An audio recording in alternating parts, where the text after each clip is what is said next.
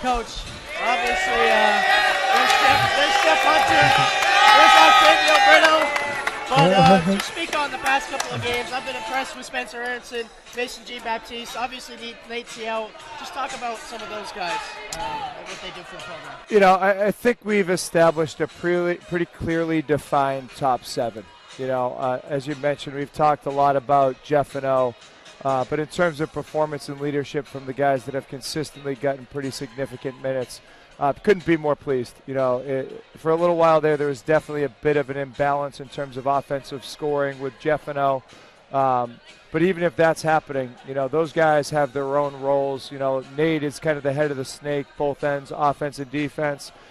Mason is as good of a two-way wing player as you're going to find, both with a shot-making ability and an ability to take out the other team's best shooter. You got Jarek, who's kind of Mr. Do Everything, you know, big, strong, physical, guards well, can play multiple positions on both ends of the floor.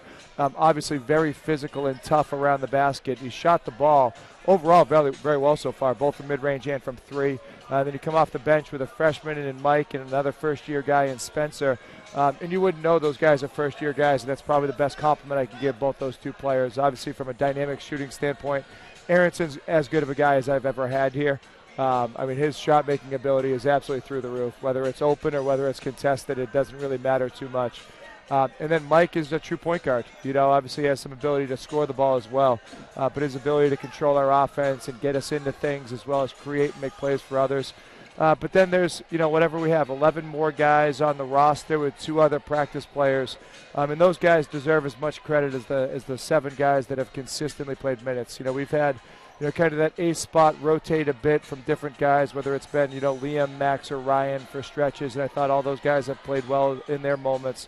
But it's really about how we practice. It's really about our ability to get better in practice every single day and have a group of guys that show up and play at a really high level and push what that level looks like and try to stay at that level and push what staying at that level looks like. And it really takes every single individual in our program. And the only way that we play the way we do on game day is if our practices are as good as they are because of 1 through 18 plus our 2 practice players that we have.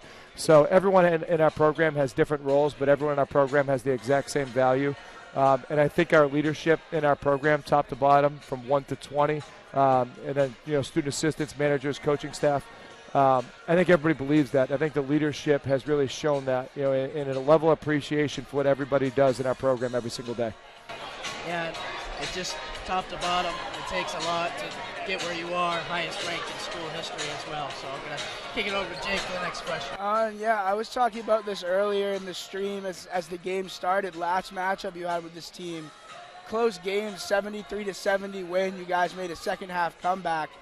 What do you think has changed in the past year to make this such a different game? Rather it be new players coming in, their old players going out. Like what led to the big difference in last year and this year? There's definitely different players, right? You know, Darby's not around. Hunter didn't play in that game last year. Nosey played in the game last year.